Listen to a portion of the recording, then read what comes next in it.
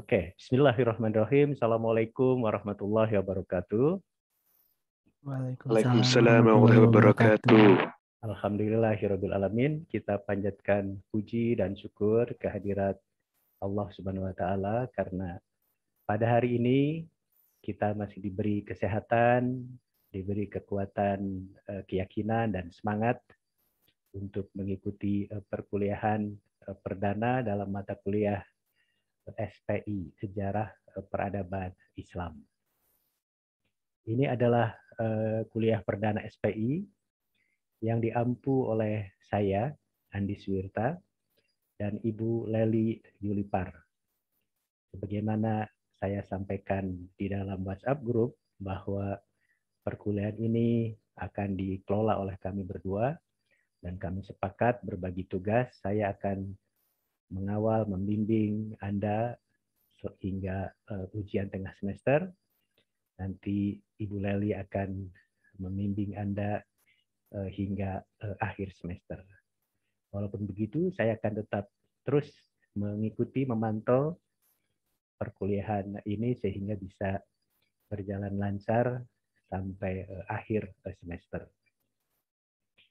Karena sifatnya pengantar, jadi pada hari ini saya ingin memberikan gambaran secara umum saja tentang mata kuliah ini, dan izinkanlah saya untuk share screen. Oke, nampak ya? Jadi mata kuliah ini judulnya SPI, Sejarah Peradaban Islam. Ini diampu oleh saya, Andi Suwirta, dan Ibu Leli Yulipar. Ibu Leli Yulipar adalah baru dalam mata kuliah ini, baru semester sekarang. Sebelumnya ini saya bersama Pak Agus Mulyana, Pak Dekan. Mungkin karena kesibukan beliau, akhirnya didelegasikan kepada Ibu Leli Yulipar. Ibu Leli Yulipar adalah dosen satu angkatan dengan saya, sama-sama kuliah, sama-sama diterima sebagai PNS di UPI. Jadi ini sobat Dalit betul sejak mahasiswa. Hanya beliau sudah doktor, saya belum. Beliau wanita, saya laki-laki. Nasib beda. Oke, tujuan mata kuliah ini adalah ingin memberikan wawasan kesejarahan ya, tentang perkembangan peradaban Islam sejak zaman Nabi Muhammad SAW pada abad ke-7 Masehi hingga zaman sekarang. Tentu kita bertanya, apa itu peradaban? What is the meaning of civilization? Jadi peradaban adalah satu entitas sosial yang lebih luas cakupannya daripada kebudayaan. Kebudayaan mungkin merangkumi satu karya cipta manusia yang agak terbatas lingkupnya dan ada kesan tradisional, tapi peradaban dia adalah melingkupi hasil pemikiran, tindakan, legacy dari umat manusia yang luas dan menunjukkan satu fenomena modern. Biasanya peradaban ada hubung kaitnya dengan kehidupan sekarang, sehingga peradaban boleh dikatakan lebih tinggi tingkatannya daripada kebudayaan. So between civilization and culture is different in degree. Jadi itulah sebabnya mengapa mata kuliah ini lebih memilih nama sejarah peradaban Islam daripada sejarah kebudayaan Islam, sebab itulah kata peradaban lebih luas cakupannya, lebih modern, lebih ada hubung kaitnya dengan konteks kekinian dan kedisinian. Dengan demikian kita akan melihat tentu saja peristiwa-peristiwa penting apa saja dalam sejarah peradaban Islam dari abad ke-7 hingga sekarang itu yang ada hubung kaitnya dengan kondisi umat Islam sekarang. Tentu begitu banyak kejadian-kejadian, peristiwa-peristiwa dari abad 7 hingga sekarang. Tapi umat Islam umumnya mencatat dalam memori kolektif mereka ada peristiwa-peristiwa penting yang diingat, yang coba juga diawetkan dalam memori kolektifnya, dan ada hubung kaitnya dengan sekarang. Karena itu tentu tidak semua peristiwa yang mungkin ribuan, jutaan, miliaran peristiwa itu dibahas semuanya, tapi hanya highlight, mencoba mengambil beberapa peristiwa yang dianggap kritikal, dan itu ada relasi, ada hubungan, ada kaitannya dengan umat Islam sekarang.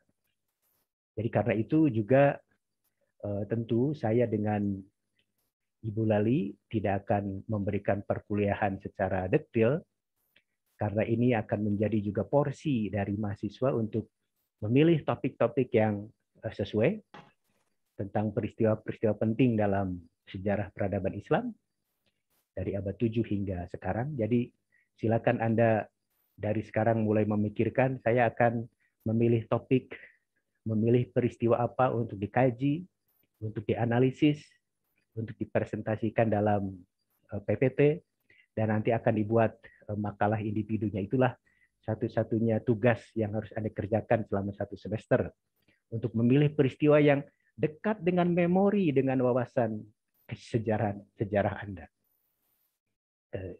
Sementara kami ingin membahas secara general saja, secara umum saja, apa yang pernah terjadi dan dianggap penting dalam sejarah peradaban Islam dari abad ke-7 hingga sekarang. Sementara itu, metode perkuliahan yang saya gunakan juga bersifat umum, jadi ceramah seperti sekarang. Dan ini akan menjadi ciri khas mata kuliah yang diampu oleh saya. Biasanya saya akan memberikan perkuliahan selama 4 kali pertemuan saja, dan itu menggunakan bahasa yang pelbagai. Jadi pada pertemuan pertama sekarang, saya menggunakan bahasa Indonesia. Pertemuan minggu depan, kedua, saya akan menggunakan bahasa Inggris. Pertemuan ketiga, saya akan menggunakan bahasa Melayu. Dan pertemuan keempat, kuliah pamungkas dari saya sebelum memasuki diskusi dan presentasi mahasiswa, saya akan menggunakan bahasa Sunda. Mengapa saya menganggap penting memberikan perkuliahan dalam bahasa yang pelbagai? Ini ada hubung kaitnya dengan bahwa kita hidup sekarang di era kesejagatan, di era globalisasi. ASEAN sendiri sebagai satu organisasi negara-negara Asia Tenggara sudah berintegrasi. Kita memiliki masyarakat ekonomi ASEAN, di mana akan terjadi satu mobilitas sosial yang dinamis di antara negara-negara Asia Tenggara sendiri. Pertukaran dosen, pertukaran mahasiswa, pertukaran guru-guru, pertukaran pelajar begitu sering terjadi. Karena itu Anda harus dibiasakan untuk memiliki satu pemikiran yang regional dan internasional. Dan kita baru bisa berkomunikasi, berkolaborasi secara regional Asia Tenggara, secara internasional, kalau kita memiliki pemahaman bahasa yang baik. At least bisa mendengarkan dan bisa berbicara.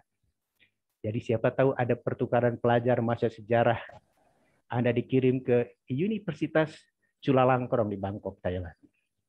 Tentu orang Thailand baru bisa memahami apa yang Anda maksudkan kalau Anda berbicara dalam bahasa Inggris. English as common language for ASEAN countries. Jadi nggak bisa Anda, kami bangsa besar, bahasa kami bahasa Indonesia, Thailand harus paham bahasa kami, ya nggak bisa.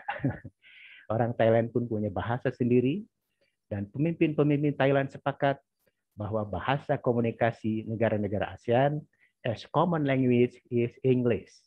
Karena itu mahasiswa sejarah pun harus dibiasakan mendengarkan orang berbicara dalam bahasa yang pelbagai.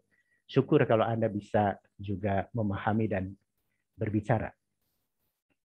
Begitu juga dengan bahasa Melayu, ya. Jadi kalau Anda berkunjung ke Malaysia, ke Singapura, ke Brunei, memang bahasa Melayu hampir sama dengan bahasa Indonesia, tapi ada beberapa kata yang kalau diucapkan ternyata punya makna yang berbeda. Saya pernah mengadakan satu wawancara dengan dosen-dosen dan mahasiswa di Malaysia, di Singapura, di Brunei Darussalam, saya bilang, kalau saya memberi kuliah dalam bahasa Indonesia, berapa persen yang Anda bisa tangkap dari kuliah saya dalam bahasa Indonesia? Mereka bilang, setakat 50% saja, Tuan Andy. Yang 50%-nya kami tak paham.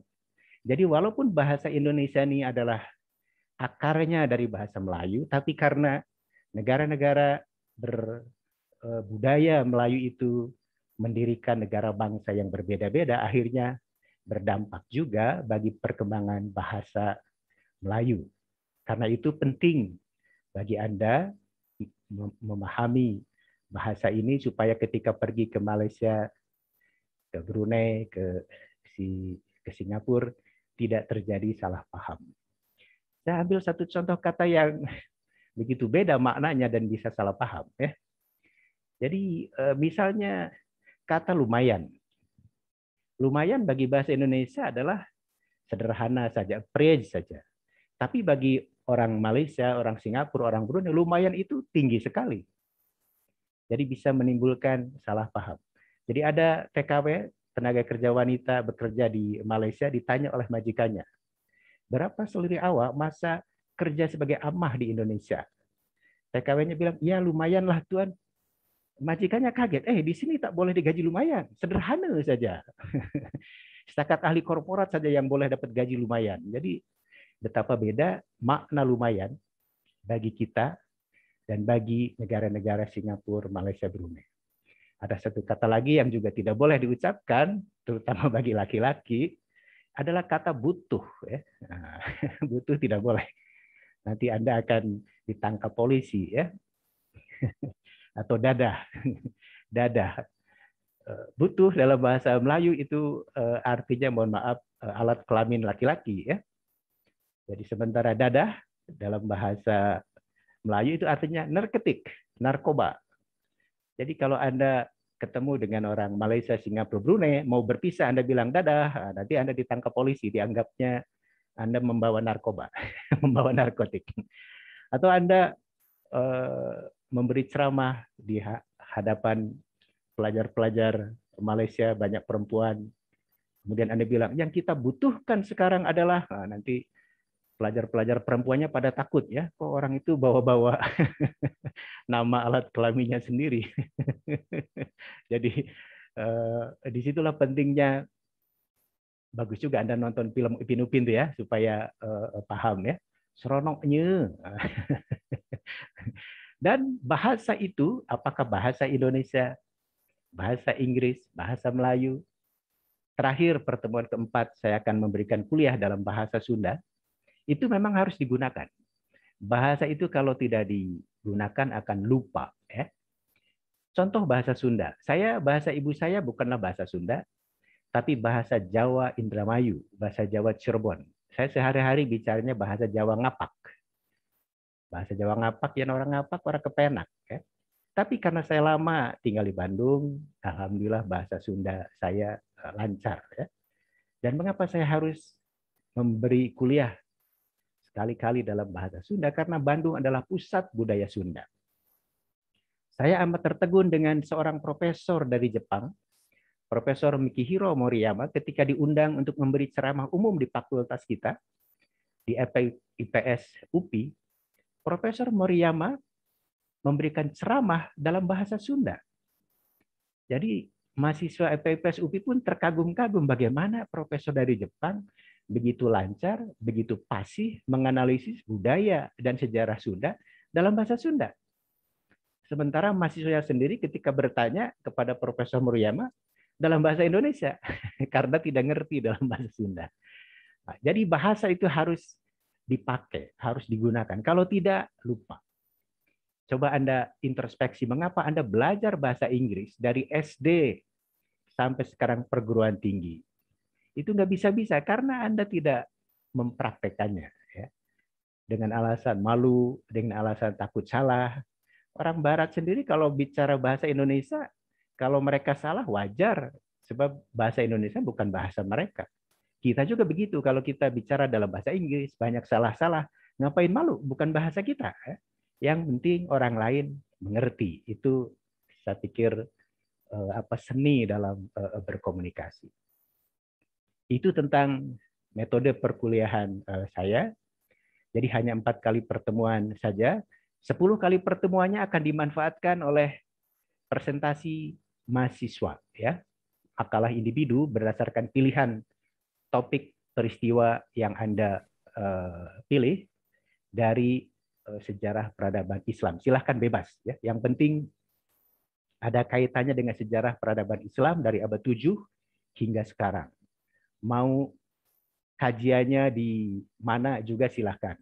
Mau perkembangan Islam di Afrika, di Amerika, di Eropa, di Asia, di Indonesia, silahkan, ya. Yang penting Anda harus menulis makalah itu yang akrab dengan wawasan kesejarahan Anda. Kalau Anda banyak membaca sejarah Islam di Cina, pilihlah topik itu. Jangan memilih sejarah Islam yang Anda asing dengan wawasan pengetahuan Anda. Nanti akan kesulitan sendiri ketika membuat makalah. Jadi 10 kali pertemuan akan diisi oleh presentasi mahasiswa. Presentasinya nanti secara kolektif, mungkin satu mahasiswa kebagian 5-10 menit, ya. Nanti akan dikomentari oleh saya, dikomentari oleh Bu Leli sebelum dibuat menjadi makalah supaya makalahnya lebih bagus, ya, lebih berkualitas. Dan mungkin makalah Anda yang bagus nanti kalau memang bagus bisa juga ada peluang untuk diterbitkan dalam jurnal ilmiah yang kami kelola, ya. Jadi Anda harus semangat dalam membuat makalah individu ini. Dan kata kuncinya untuk bisa membuat makalah yang bagus memang harus banyak membaca, ya.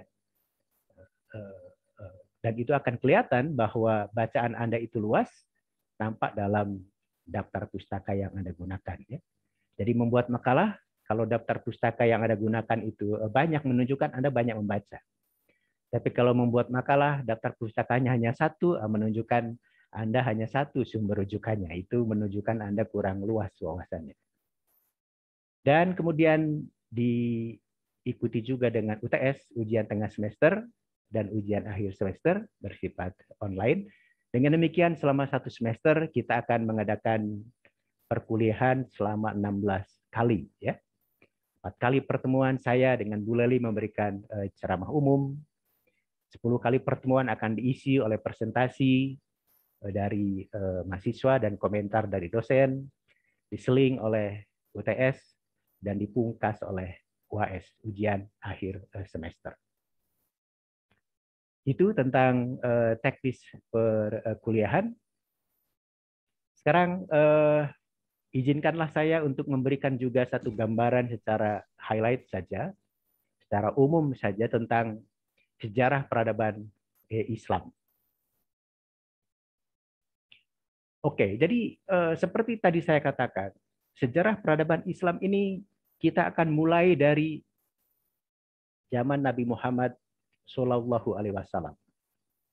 Mengapa mesti dimulai dari zaman Nabi Muhammad Shallallahu Alaihi Wasallam? Sebab inilah the founding fathers, peletak dasar-dasar dari ajaran Islam, termasuk juga peletak dari dasar-dasar kebudayaan dan peradaban Islam dari abad ke-7 hingga sekarang. Saya pikir tidak ada satu tokoh di dunia yang namanya hingga sekarang disebut minimal 5 kali dalam sehari. Coba Anda bandingkan tokoh mana di dunia pada abad ke-7 yang sekarang namanya disebut tiap hari, minimal 5 kali. Jadi kalau Anda umat Islam bersembahyang, menyebut selain Allah dan Nabi Muhammad itu lebih dari 5 kali. Sekarang bandingkan, tokoh pemimpin politik yang hebat pun di dunia ngiri dengan legacy atau keteladanan baginda Nabi ini. Karl Marx, dia hanya dipuja oleh orang komunis saja, ya. Adam Smith, dia hanya dipuja oleh orang kaum liberal saja, ya. Hitler hanya dipuja pada zamannya oleh orang Jerman saja, dan seterusnya. Tidak hingga sekarang. Ya. Itu pun ada yang memuja, ada pun yang membenci. Tapi baginda Nabi oleh umatnya dari Maroko hingga Merauke, dari Cina hingga ke Afrika, dipuji, disebut dengan takjim, dan itu menunjukkan bahwa apa yang dipikirkan, apa yang menjadi sikap dan perbuatan Nabi Muhammad SAW, dia telah melahirkan satu warisan budaya, warisan peradaban, satu legacy yang diapresiasi, dipersepsi, dan kemudian diamalkan oleh umat Islam di serata dunia. Tidak hanya di Indonesia, tapi juga di seluruh dunia. Itulah satu reasoning apa sebabnya sejarah peradaban Islam akan dimulai dari sejarah hidup baginda Nabi Muhammad SAW. Bagaimana kita tahu baginda Nabi lahir pada 570 dan ketika beliau berdakwah di Mekah, tentu menggunakan satu dakwah yang pada masa-masa awalnya tidak terang-terangan, tapi dia menggunakan cara-cara yang persuasif, mendidik para sahabatnya dalam satu lembaga pendidikan untuk mengkader sahabat-sahabatnya agar menjadi seorang muslim yang tangguh. Karena ajaran-ajarannya ditentang oleh masyarakat sekitarnya, dihalang-halangi, bahkan baginda Nabi dan para pengikutnya juga ditindas dan akan dibunuh, maka baginda Nabi dan para sahabatnya melakukan hijrah, berhijrah, pindah ke Madinah, satu kota yang juga diberi pilihan nama oleh baginda Nabi, punya makna peradaban. Ya. Madinah, kota Nabi. Jadi menunjukkan bahwa baginda Nabi ketika memberikan nama pada satu tempat, ada pilihan-pilihan dan nanti akan menjadi legacy bagi umat Islam di Indonesia, termasuk umat Islam ketika memberi nama anak-anaknya harus juga memberikan nama yang baik. Ya. Jadi nama yang baik itu juga membawa berkah tidak hanya secara maknawi, tapi juga ada implikasi-implikasi sosialnya. Jadi Islam periode Mekah selama 13 tahun adalah Islam di mana baginda Nabi berusaha menyebarkan ajaran dan keyakinannya kepada masyarakat sekitar untuk kembali kepada satu ajaran yang hakiki, yaitu bahwa hakikat ajaran Islam adalah tauhid. Hanya percaya dan hanya menyembah taat kepada Allah saja. Menegasikan ilah yang lain. Sementara masyarakat pada abad ke-7 hingga sekarang saya pikir percaya tidak hanya pada satu Allah, tapi juga percaya kepada Tuhan-Tuhan yang lain. Itu yang coba ingin restorasi, ingin diperbaiki oleh baginda Nabi dengan melalui ajaran-ajaran dan meyakinkan para pengikutnya yang paling awal bahwa ajaran tauhid mengesahkan Tuhan dan implikasi-implikasi sosial politiknya tentu adalah merupakan ajaran inti daripada Islam. Selain tauhid, tentu doktrin Islam sendiri adalah selain percaya kepada satu Allah, juga mesti mengakui bahwa Muhammad adalah utusan Allah. Karena itu, sebagai umat Islam yang mencintai baginda Nabi, kita tidak hanya menyatakan secara syahadat bahwa Allah itu esa, Allah itu maha tunggal, Allah maha perkasa, maha kuasa, dan sebagainya. Tapi sekaligus juga kita mengakui bahwa Muhammad adalah utusan Allah. Dengan ajaran seperti itu nampaknya tidak sesuai dengan kondisi masyarakat Quraisy yang lebih percaya kepada banyak Tuhan, lebih percaya kepada banyak kepercayaan, sehingga usaha untuk memperbaiki keyakinan masyarakat Quraisy di Mekah tidak sepenuhnya berhasil. Bahkan tadi sudah saya katakan, baginda Nabi sendiri harus hijrah ke Madinah untuk membentuk satu komunitas baru dan untuk membangun satu masyarakat Muslim yang dicita-citakan. Nanti akan kita lihat bahwa dari Madinahlah ajaran Islam dan kepemimpinan baginda Nabi menyebar hingga ke wilayah Jazirah Arab. Bahkan Mekah sendiri sebagai tempat tanah kelahiran baginda Nabi akhirnya juga bisa ditaklukkan secara damai, dan masyarakat Quraisy, masyarakat Mekah juga akhirnya mengakui Nabi Muhammad sebagai utusan Allah dan sebagai pemimpin Muslim di Madinah. Jadi periode perjuangan di Mekah, termasuk periode perjuangan di Madinah, ini juga memberikan satu iktibar, memberikan satu pelajaran, bahkan juga banyak warisan peradaban, nilai-nilai kebudayaan yang ditinggalkan oleh baginda Nabi dan diingat oleh umat Islam sebagai satu perjuangan dalam Islam untuk menegakkan kalimat tauhid. Umat Islam, gerakan-gerakan Islam di dalamnya bila berjuang atas nama Islam, acap kali mendambakan lahirnya masyarakat seperti yang diidam-idamkan pada periode Madinah ini. Termasuk juga bahkan ketika periode para sahabat baginda Nabi. Itulah cita ideal. Itulah satu gambaran ideal yang ingin direalisasikan bagi gerakan-gerakan Islam modern sekalipun, yang menjadikan periode Madinah, bahkan periode para sahabat Nabi itu sebagai role model, sebagai contoh dari masyarakat Muslim ideal dalam sejarah Islam di dunia. Misalnya salah satu legasi penting ketika baginda Nabi di Madinah adalah apa yang disebut dengan Piagam Madinah. Nah, ini satu konstitusi di mana baginda Nabi selain sebagai pemimpin Islam juga nampaknya pemimpin masyarakat di Madinah melakukan satu perjanjian damai bahwa masyarakat Madinah dan sekitarnya bukanlah seluruhnya masyarakat Muslim, tapi juga ada komunitas Yahudi, ada komunitas Kristen Nestorian, ada juga suku Badui yang mungkin belum beragama.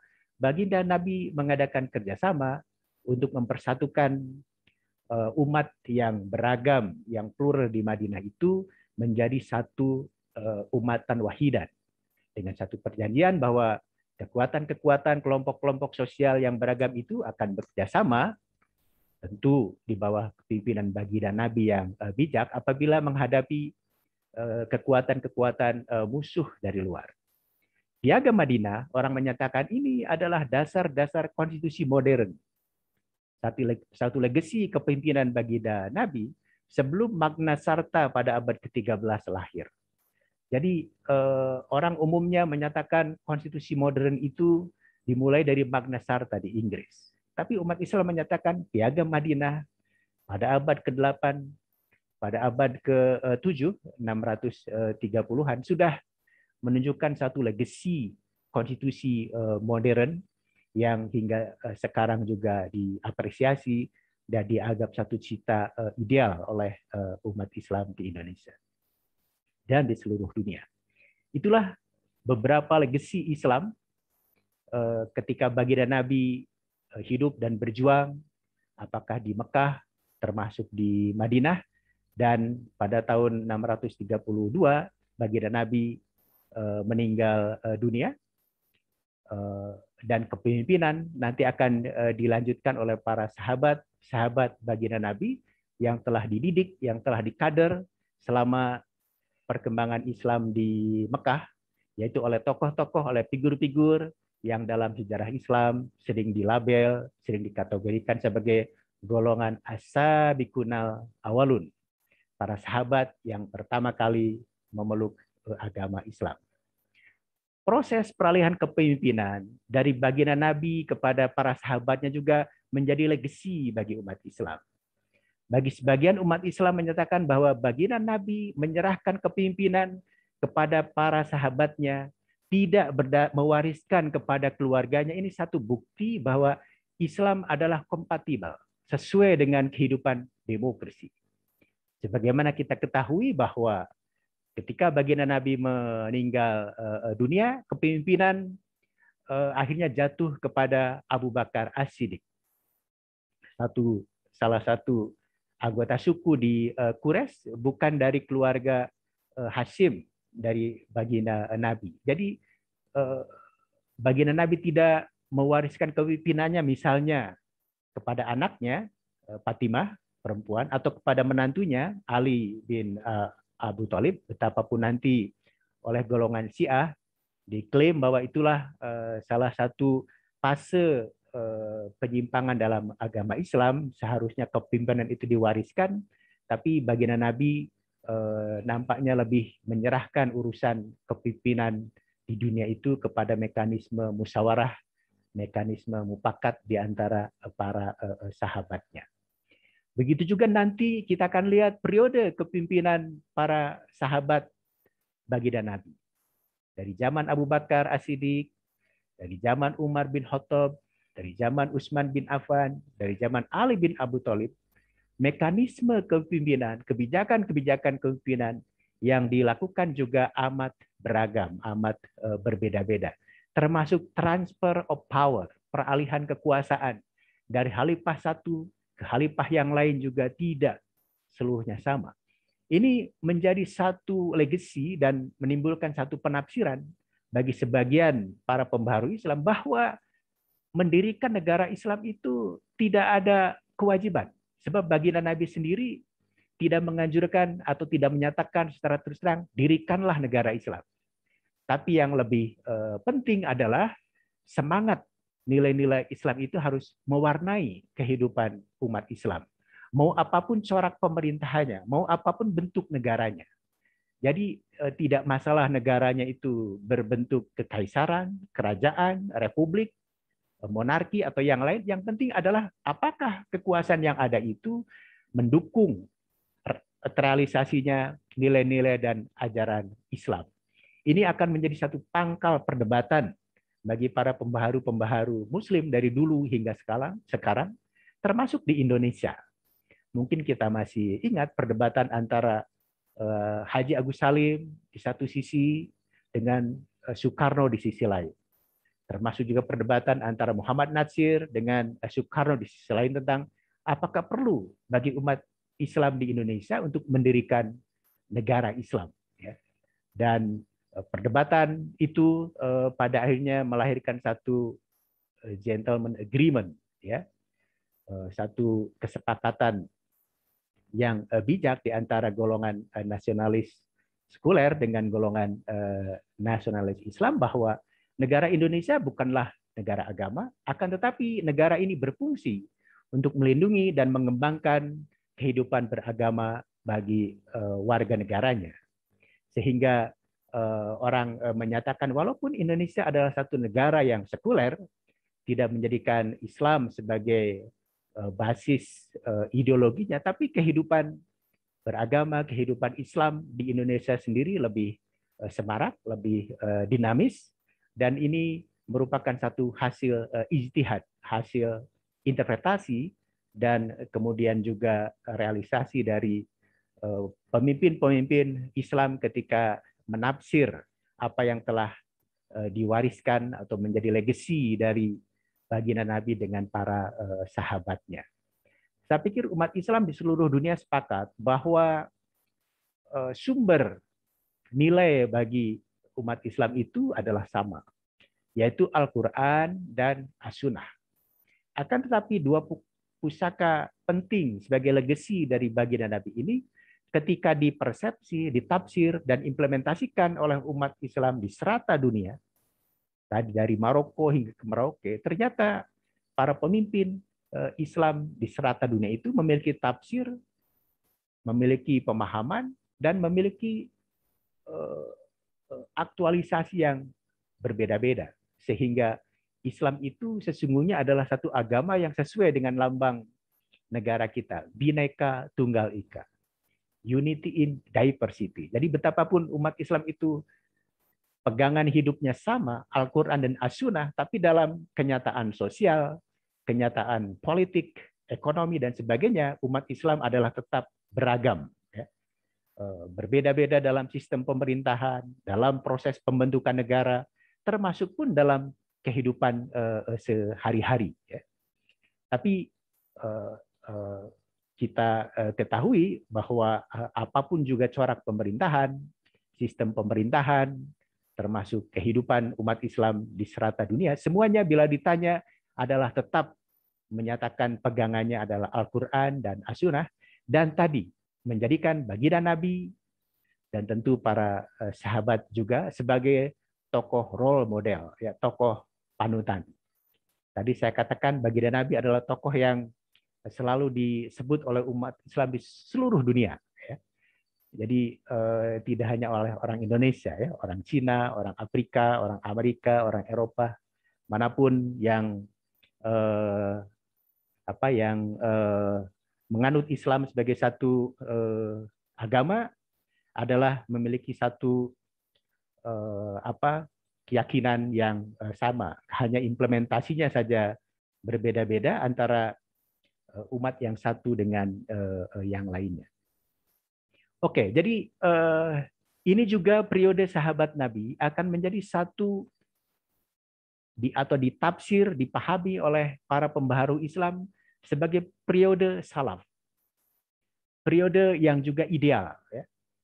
Walaupun bila kita telisik secara mendalam, kepemimpinan pada masa Abu Bakar As-Siddiq, pada zaman Umar bin Khattab, pada zaman Utsman bin Affan, dan pada zaman Ali bin Abu Thalib, seperti tadi saya katakan, memiliki satu legacy yang berbeda-beda. Ya. Bahkan ada juga dinamika di antara kepimpinan para sahabat itu.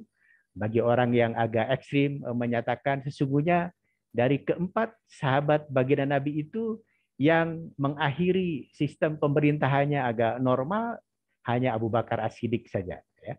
Sementara tiga khalifah yang lainnya mengalami satu dinamika internal bahkan berujung dengan kematian yang agak tragis. Ya. Misalnya Umar bin Khattab tidak hanya terbunuh oleh seorang budak dari Persia, bahkan Utsman bin Affan terbunuh oleh umat Islam sendiri yang tidak puas terhadap kepemimpinan beliau di Madinah. Begitu juga dengan Ali bin Abu Thalib adalah menjadi korban dari ekstremisme golongan Islam, yaitu golongan Khawarij, ya, yang tidak puas terhadap kepemimpinan beliau karena dianggap terlalu moderat dan mau berunding dengan kekuatan-kekuatan yang tidak sejalan dalam pandangan golongan Khawarij dengan ajaran agama Islam. Jadi walaupun ini sering dianggap sebagai satu role model juga, ya, tapi kembali umat Islam dengan berbagai persepsi, dengan berbagai tafsirannya sesungguhnya telah mencoba memahami, mengapresiasi sesuai dengan konteks zaman dan tempat yang berbeda-beda. Memang umat Islam di seluruh dunia umumnya adalah bermadzhab Ahlu As-Sunnah wal Jamaah. Apa itu Ahlu As-Sunnah wal Jamaah? Adalah satu komunitas Muslim di seluruh dunia di mana tidak hanya mengakui baginda Nabi sebagai role model, tapi juga mengapresiasi, menghargai legasi dari 4 sahabat baginda Nabi dalam posisi yang terhormat dan sejajar. Termasuk umat Islam di Indonesia sangat menghormati Abu Bakar As-Siddiq, Umar bin Khattab, Utsman bin Affan, Ali bin Abu Thalib. Sementara ada golongan lain di luar Ahlu Sunnah wal Jamaah yang acap kali lebih mengutamakan salah satu dari sahabat baginda Nabi. Golongan Syiah misalnya sangat menjunjung tinggi, menghormati Ali bin Abu Thalib dan agak kurang menghormati sahabat baginda Nabi yang lain karena didasari oleh pertimbangan-pertimbangan dan kepentingan-kepentingan politik, terutama ketika terjadi suksesi kekuasaan, peralihan kekuasaan dari baginda Nabi kepada para sahabat yang 4. Bagi golongan Syiah, seharusnya kepemimpinan itu diteruskan, diwariskan kepada Ali bin Abu Thalib sebagai menantunya, sebagai keponakannya.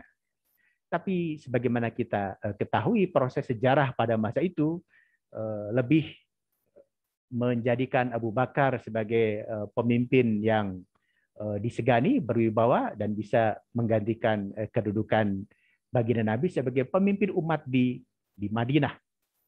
Dan setelah itu akan diteruskan oleh Umar, Utsman, dan seterusnya. Baru setelah Utsman terbunuh, Ali menjadi khalifah itu pun menghadapi banyak tantangan, tidak hanya bersifat internal tapi juga eksternal, terutama ketika harus berhadapan dengan kekuatan-kekuatan penentang Ali yang semakin besar, yaitu Muawiyah sebagai pendiri dinasti Umayyah di Damaskus.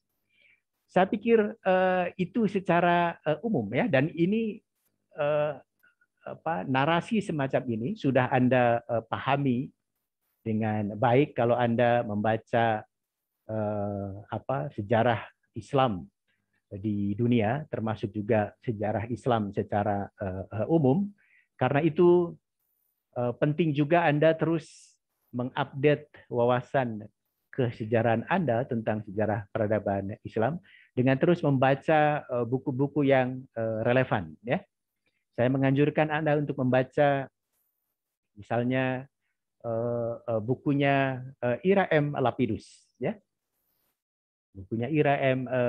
Lapidus, The History of Islamic Society, sudah diterjemahkan ke dalam bahasa Indonesia menjadi sejarah sosial umat Islam. Ira M. Lapidus seorang sarjana Yahudi dari Amerika Serikat, tapi punya pemahaman dan pemahaman Islam yang sangat komprehensif. Dari Islam zaman klasik sampai zaman modern. Ya.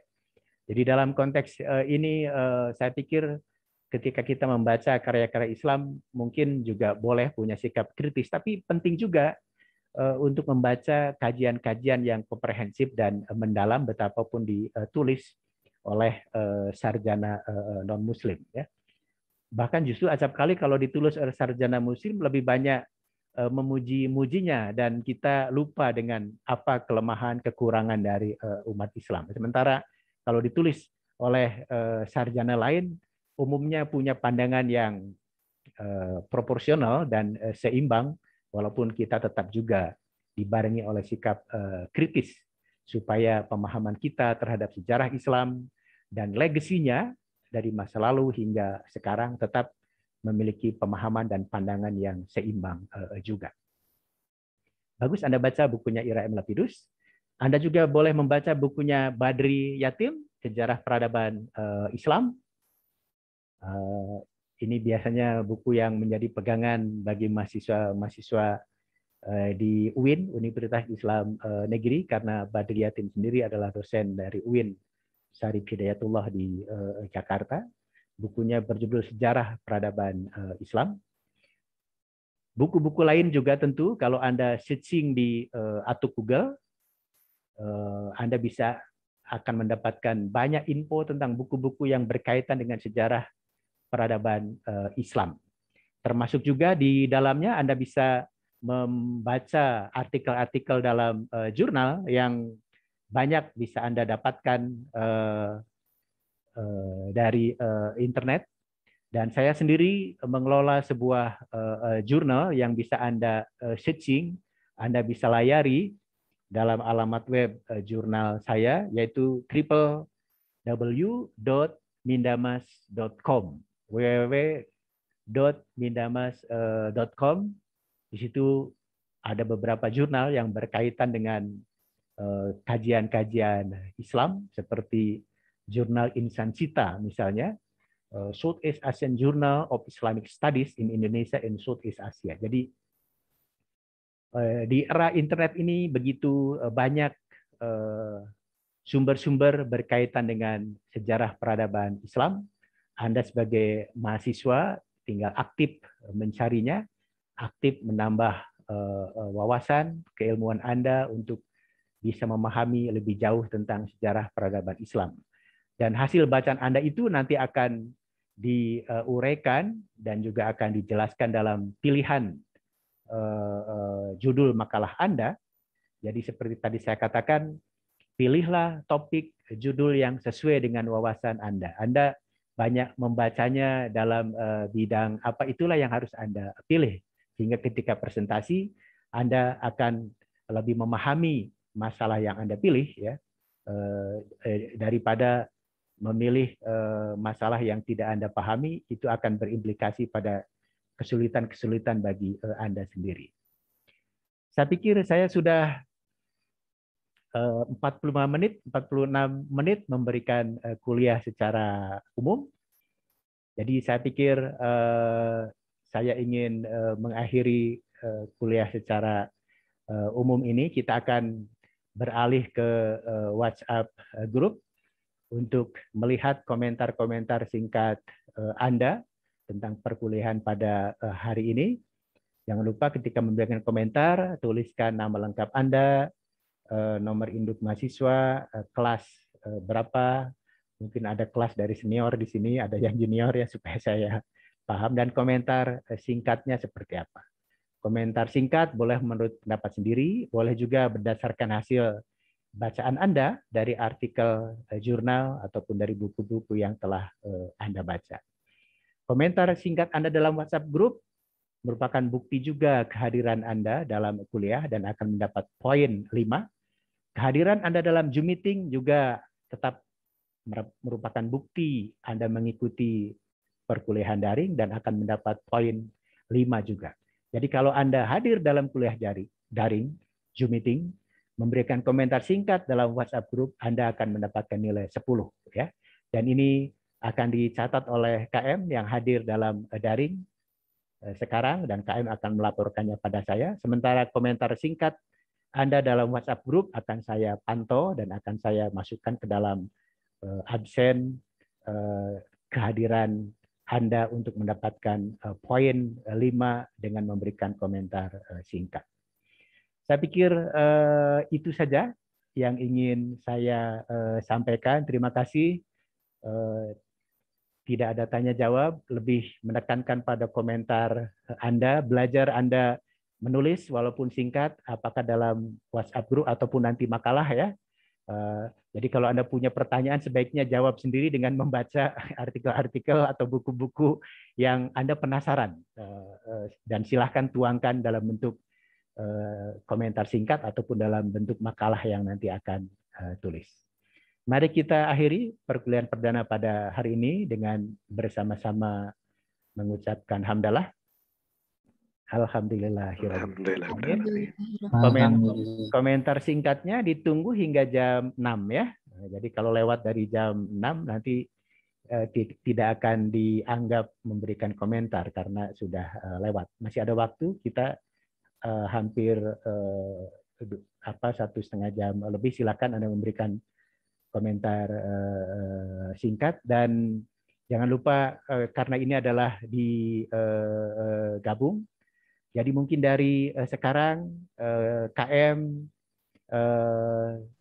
mulai mengidentifikasi atau mengumpulkan, dan Anda mulai memikirkan mau memilih judul apa, mau memilih peristiwa apa, mau memilih topik apa untuk dijadikan makalah dan nanti akan dipresentasikan. Silahkan judulnya disampaikan ke KM, nanti KM akan menyampaikannya ke saya. Judul boleh sama, tapi analisis kan pasti berbeda ya. Jadi Anda misalnya tertarik kepada Islam pada zaman baginda Nabi, mungkin sama judulnya, tapi Anda akan memiliki satu analisis yang berbeda tergantung pada hasil bacaan Anda. Jadi saya juga ingin melatih kepada Anda bahwa mungkin Anda memilih fakta yang sama, tapi ternyata Anda juga memiliki pemahaman, analisis, dan interpretasi yang berbeda. Itu penting untuk melatih critical thinking, berpikir kritis bagi mahasiswa. Itu saja, terima kasih. Wassalamualaikum warahmatullahi wabarakatuh. Waalaikumsalam warahmatullahi wabarakatuh. Terima kasih Pak. Terima kasih banyak Pak. Waalaikumsalam. Terima kasih Pak. Izin saya live dan Anda juga boleh live. Terima kasih Pak.